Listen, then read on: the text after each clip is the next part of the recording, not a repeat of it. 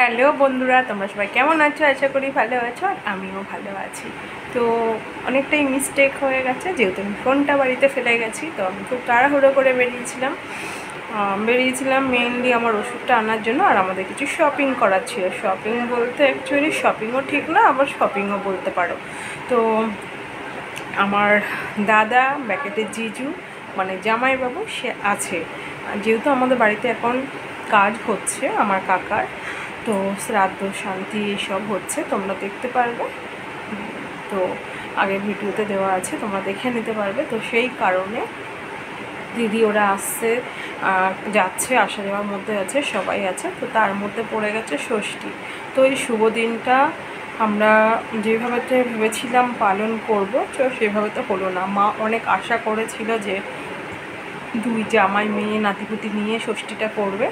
তো আমার জামাইবাবু সবসময় থাকতে পারে না, এত বছর ষষ্ঠীর মধ্যে মনে হয় একটা কি দুটো পেয়েছে ওদের এত বছর লাইফে, মানে একটা কি দুটো। যেহেতু ও বিএসএফে জব করে, ও সবসময় থেকে উঠতে পারে না।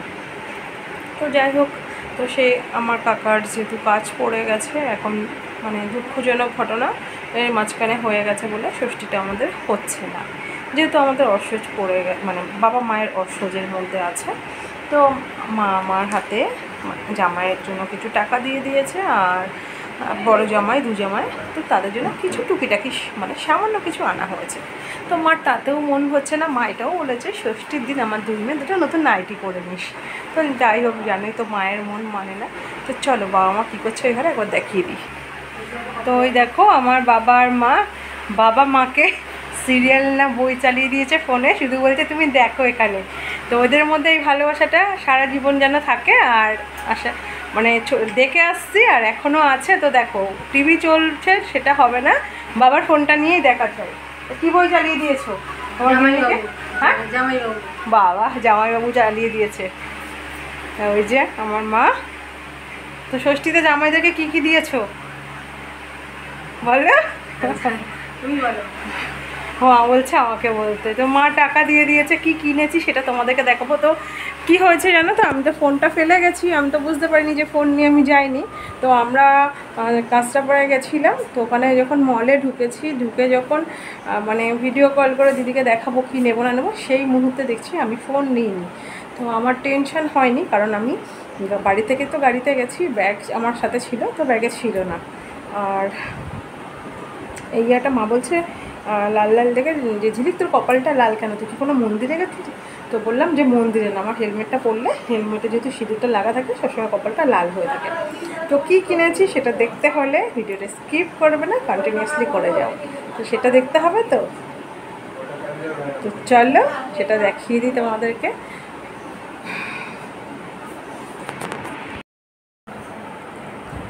তো বন্ধুরা চলে এসেছি কী কী নিয়েছি সেটা দেখাবার জন্য। আর আমাদের কাঁচরাপাড়া মানে একটাই ঠিকানা, স্টাইল বাজার। সত্যি কথা বলতে স্টাইল বাজার নয়, আরও অনেক কিছু আছে। তো আমরা মেনলি এটাতেই ঢুকে যাই যে চট করে এখানে কালেকশানটা চোখে লেগে যায়, তো সেই কারণে এখানটাই চলে গেছি। তো প্রথমে দেখাই আমার জিনিস দিয়ে, কেন আমি আর অনেক হয়েছে তো, তো সেই কারণে। কি হয় জানো তো, ছাদে জামা কাপড় মেলে আসি, হাওয়ার চোটে জামা কাপড় উড়ে চলে যায়, এক গলিতে পড়ে যায়, না কাকাদের ছাদে চলে যায়। তো সেই কারণে ক্লিপ নিয়ে এসছে, এটা খুব প্রয়োজন, এটা আমার জন্য। তারপরে দেখাই আমার পাপ্পা। তো ষষ্ঠীর জন্য ওর স্টকে অনেক শার্ট, মানে শার্ট টি শার্ট এসব রয়েছে। তো ওর জন্য একটা প্যান্ট নিয়েছি, আর এই কালারটা আমার খুব পছন্দ হয়েছে। এখানে শ্যাওলা, এই বর্ডারটা না শ্যাওলা কালার, তো এটা পরাবো কালকে ওকে। এরপরে দেখাই আমার দাদার জন্য।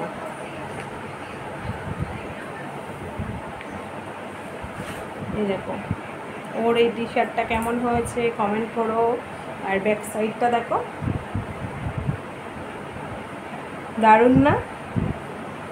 কমেন্ট করো কিন্তু কেমন হয়েছে না হয়েছে, তোমাদের কমেন্টের অপেক্ষায় থাকি। আর সব থেকে ফেমাস মলে ঢুকতে আমার দাদা ভাইয়ের জন্য, মানে তোমাদের দাদা ভাই, আমার দাদা ভাই না, ঝাঁকানাকা একটা।